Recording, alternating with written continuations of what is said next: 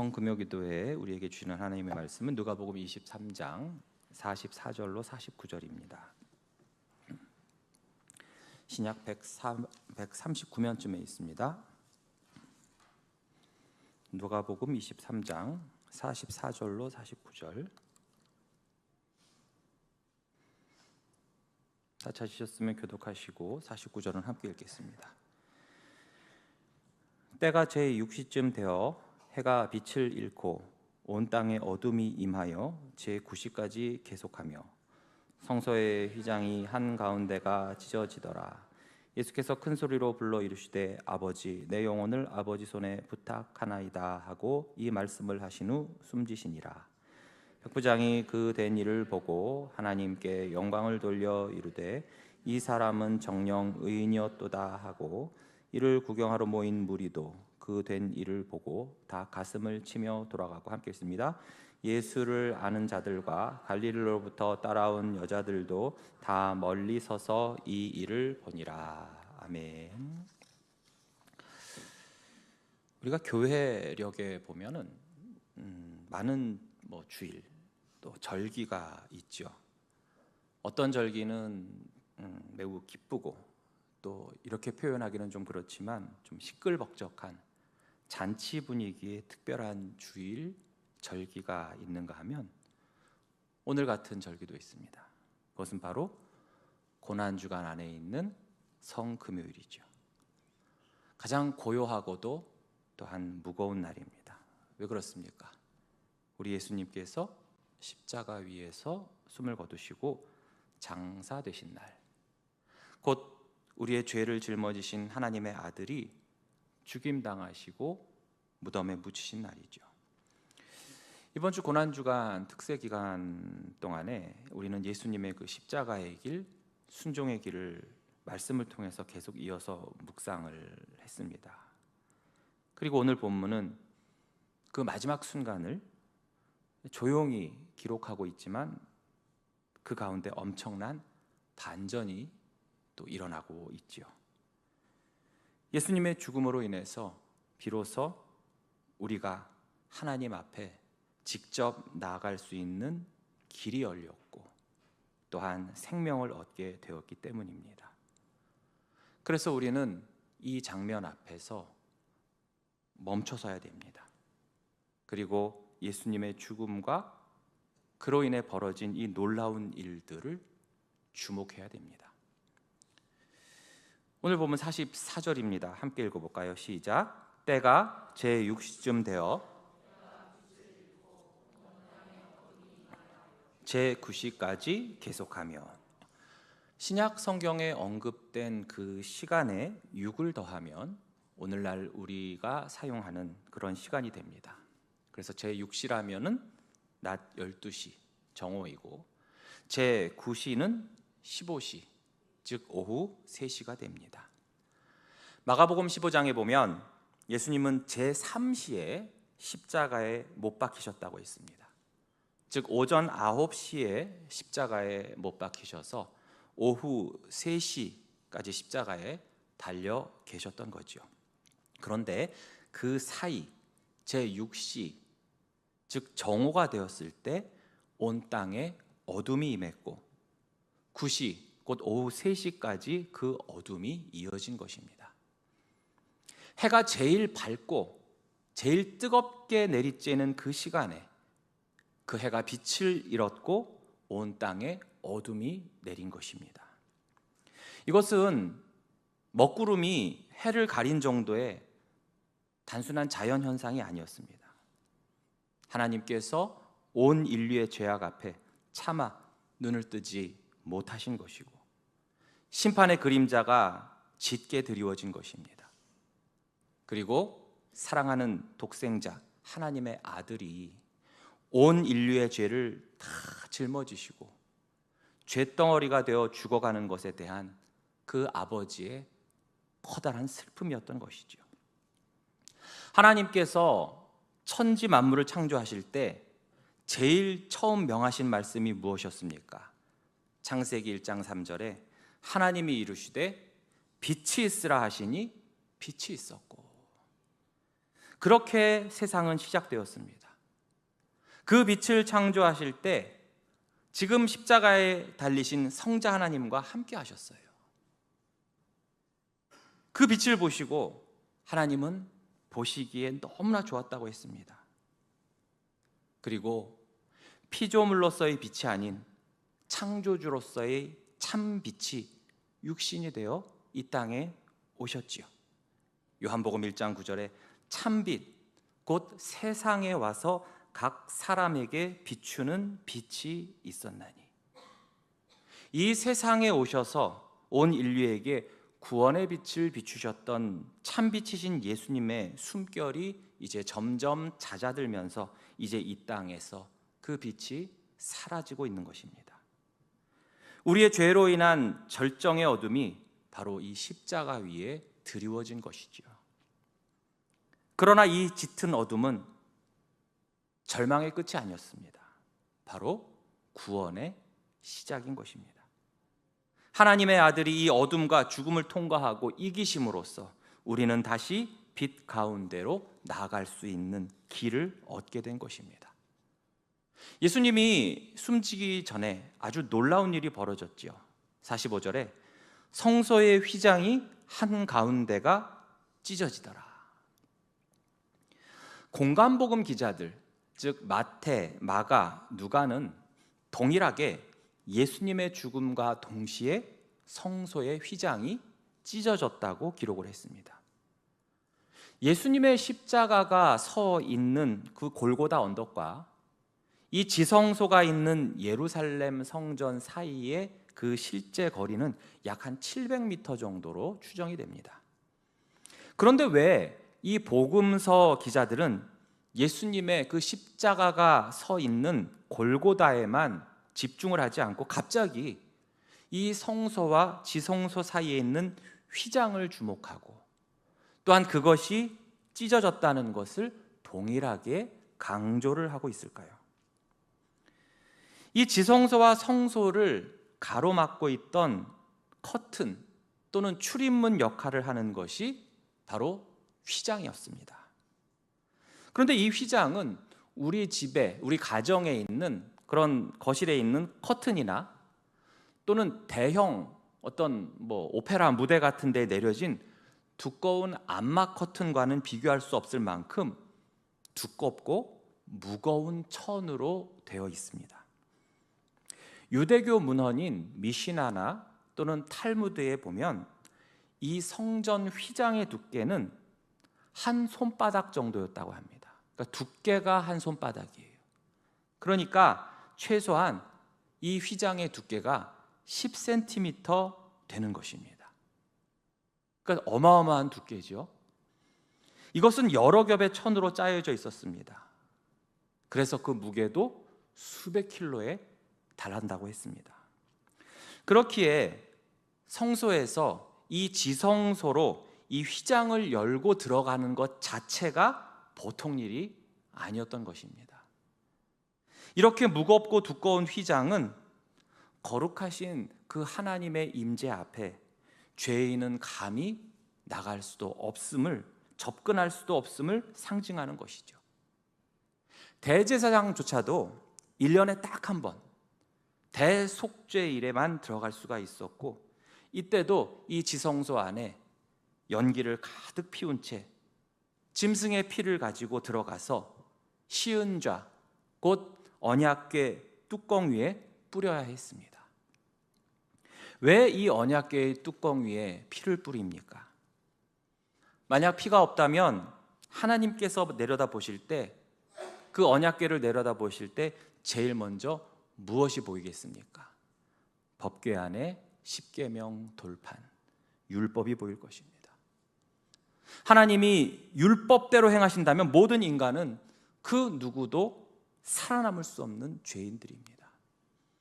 그러나 희생제물, 곧 짐승의 피를 법궤의 뚜껑에 뿌림으로써 하나님께서 율법을 보시고 적용하시어 심판하시기 전에 그 희생의 피를 먼저 보시고 죄를 용서하시는 것입니다.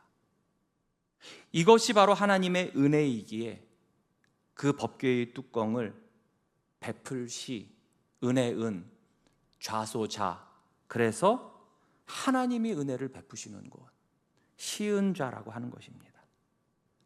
그러나 이 대제사장도 이 엄청난 사역에 부담을 가지고 있기 때문에 행여나 자신에게 남아있는 더러움과 죄로 인해서 자칫 이 지성소에 들어갔다가 죽게 될까 봐, 그리고 하나님의 심판으로 거기서 죽어도 꺼내줄 사람이 없기 때문에 대제사장은 지성소로 들어갈 때 허리에 방울을 달아서 밖에 있는 사람들에게 자기가 살아있음을 표시했고, 또 허리에 줄을 매어 성소 밖까지 이어지게 해서 혹 지성소에서 죽더라도 사람들이 끌어낼 수 있도록 했다고 합니다. 그러니 1년에 한 번이지만 이 대제사장이나 백성들이나 하나님의 임재가 있는 그 언약궤가 있는 지성소에 휘장을 열고 들어가는 것이 얼마나 부담되고 두렵고 떨렸겠습니까? 수백 킬로그램의 그 휘장을 젖히기도 어려워서 겨우겨우 기어서 들어가다시피 했을 겁니다. 그런데 예수님의 죽으심과 함께 그 휘장이 위에서 아래로 완전히 찢어졌습니다. 이것은 단순한 사고가 아닙니다. 또 그럴 수도 없습니다. 천이 파손될 수도 없습니다. 그 두께가 제 손바닥만 했다니까요. 이것은 바로 하나님께서 직접 인간과 하나님 사이에 그 장벽을 제거하시고 허무신 사건인 것이죠. 하나님께서 열어주신 새로운 길인 것입니다. 예수님은 십자가를 지시기 전날 밤 제자들과 마지막 만찬을 하시면서 떡을 떼어주셨죠. 누가복음 22장 19절에 또 떡을 가져 감사기도 하시고 떼어 그들에게 주시며 이르시되 이것은 너희를 위하여 주는 내 몸이라. 너희가 이를 행하여 나를 기념하라 하시고. 여기서 이 떡을 떼어 주셨다라는 것은 단순한 음식의 나눔이 아닙니다. 자신의 몸이 찢기고 나누어질 것을 상징하는 것입니다. 떡이 찢어지듯이 우리 예수님의 몸도 십자가 위에서 찢어지게 될 것을 미리 보여주신 거예요. 그래서 이 찢어진 떡은 우리를 살리기 위하여 자기 몸을 찢으신 예수님의 사랑인 것입니다.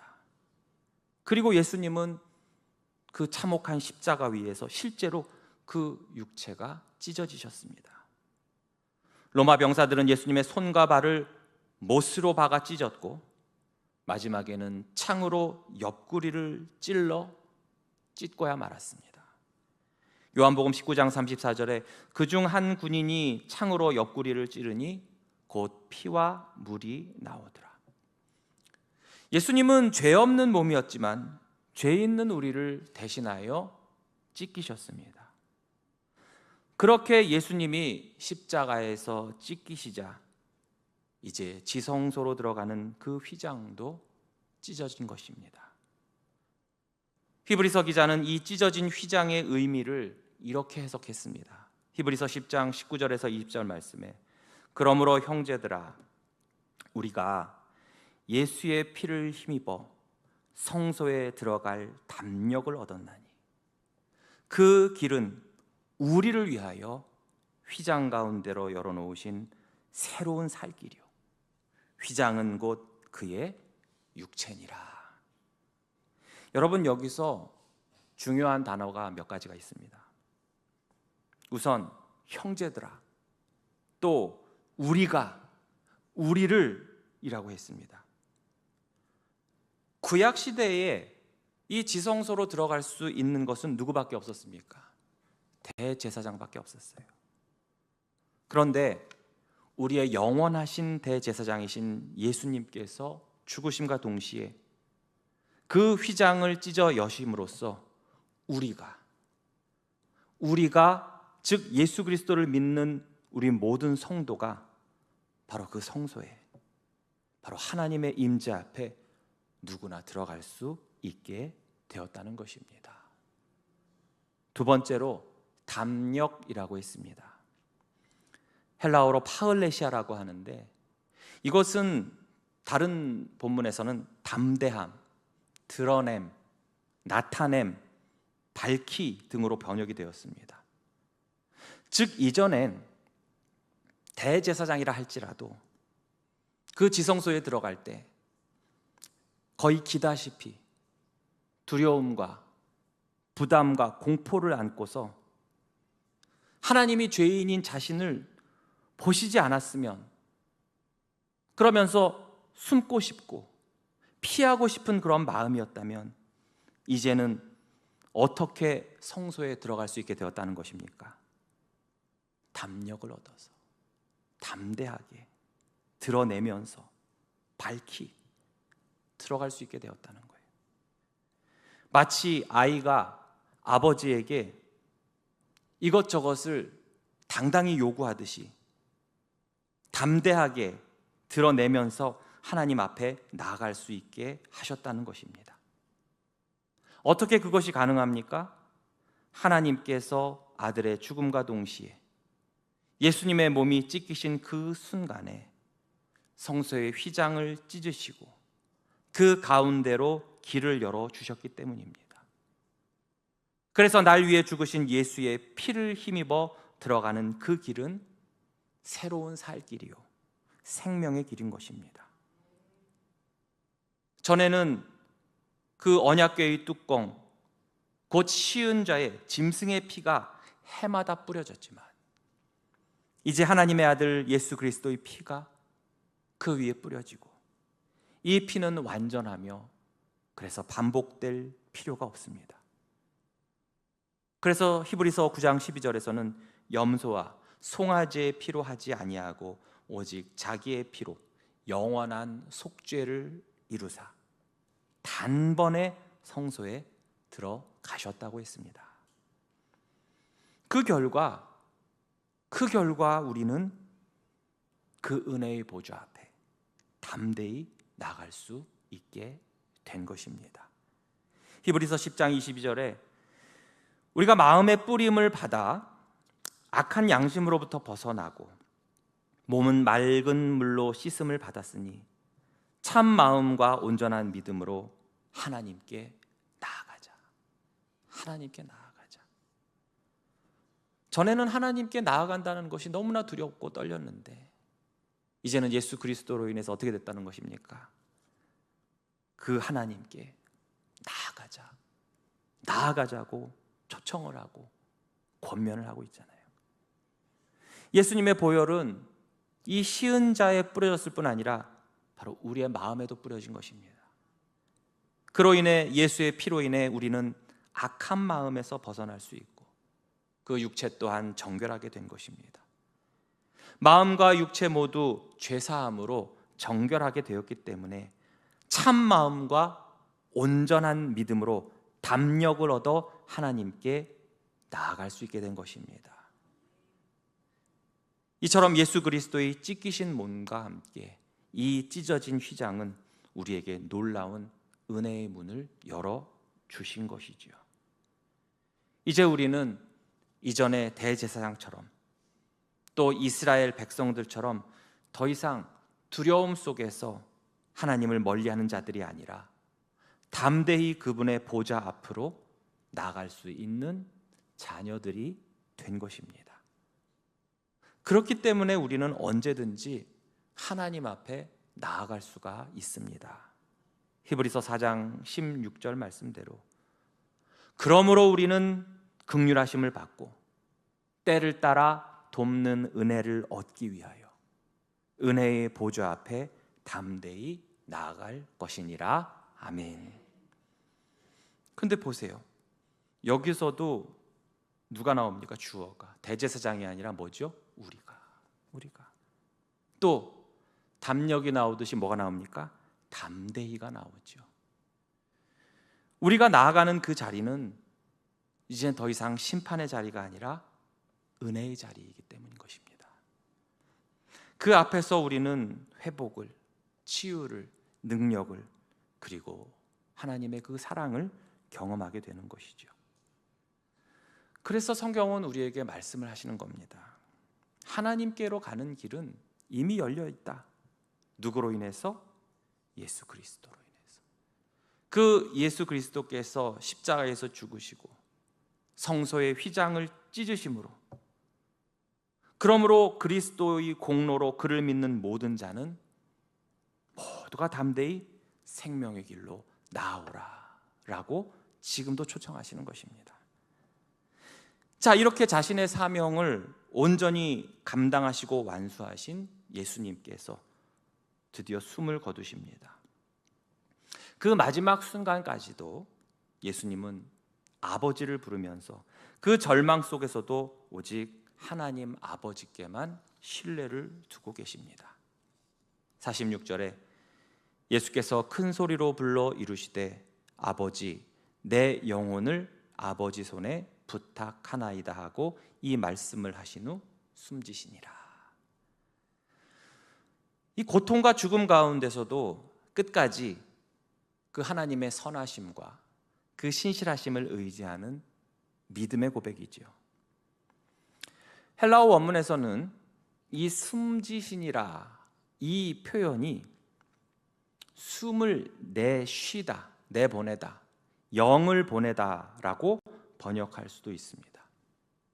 즉 이 말은 예수님의 이 죽음은 수동적인 죽음, 어쩔 수 없는 죽음이 아니라 바로 자신의 뜻으로 목숨을 내어주신 능동적인 사랑의 행동이라는 것이지요. 예수님은 이에 대해 이미 제자들에게 말씀하신 바가 있었습니다. 요한복음 10장 17절에서 18절에 내가 내 목숨을 버리는 것은 그것을 내가 다시 얻기 위함이니 이로 말미암아 아버지께서 나를 사랑하시느니라. 이를 내게서 빼앗는 자가 있는 것이 아니라 내가 스스로 버리노라. 나는 버릴 권세도 있고 다시 얻을 권세도 있으니 이 계명은 내 아버지에게서 받았노라 하시니라. 아멘. 그래서 예수님 스스로 능동적으로 버리신 거예요. 사랑하는 성도 여러분, 예수님께서 스스로 숨을 멈추신, 스스로 그 목숨을 버리신 그 자리에서 비로소 우리의 숨, 우리의 생명이 살아났습니다. 그분이 죽으신 그 순간 우리의 생명이 시작이 된 것입니다. 이러한 숭고한 예수님의 희생 앞에서 조금 전까지만 해도 예수를 십자가에 못 박으라고 외쳤던 그 군중들, 조롱하고 비웃던 자들이 후회하기 시작했습니다. 백부장은 이분은 의인이었다라고 고백을 했습니다. 무리들은 가슴을 치며 후회하고 돌아갔습니다. 여인들은 멀리서 이를 지켜보고 있습니다. 그렇다면 우리는 어떤 모습으로 이 십자가를 대하고 있습니까? 어떻게 반응을 하고 있습니까? 혹시 십자가를 어떤 단순한 감상이나 연민으로 바라보고 있지는 않습니까? 아니면 유대인처럼 꺼리거나 헬라인처럼 어리석은 것으로 대하고 있지는 않습니까? 아니면 이제 너무나 오래 봐와서 어떠한 감흥도 감정도 없는 시선으로 우리 주님의 십자가를 대하고 있지는 않습니까? 우리는 그 십자가 앞에 날마다 나아가 무릎을 꿇고 믿음으로 고백하며 주님의 희생 앞에 나의 삶 전체를 드리는 그러한 헌신으로 응답해야 할 줄로 믿습니다. 찬송가 149장 그 주달려 죽은 십자가의 그 가사처럼 세상에 속한 욕심을 우리는 헛된 줄 알고 버려야 됩니다. 예수 밖에는 자랑을 말아야 합니다. 교만한 마음을 버려야 합니다. 놀라운 사랑을 받은 나의 몸으로 우리 하나님께 거룩한 산 제물이 되어야 합니다. 사랑하는 성도 여러분, 예수님의 십자가가 내 죄 때문이었음을 다시금 깊이 고백하면서 그 휘장을 찢어 우리로 하여금 그 사이로 들어가게 하신 그 은혜로 인해 하나님께 담대히 나아갈 수 있는 그 특권을 우리 모두 감사함으로 누리시기를 바랍니다. 예수님의 숨이 멈춘 그 순간에 나의 옛 자아도 함께 죽었음을 믿고 새로운 생명으로 살아가겠노라 결단하며 기도하시는 이 시간 되시기를 주님의 이름으로 축복합니다.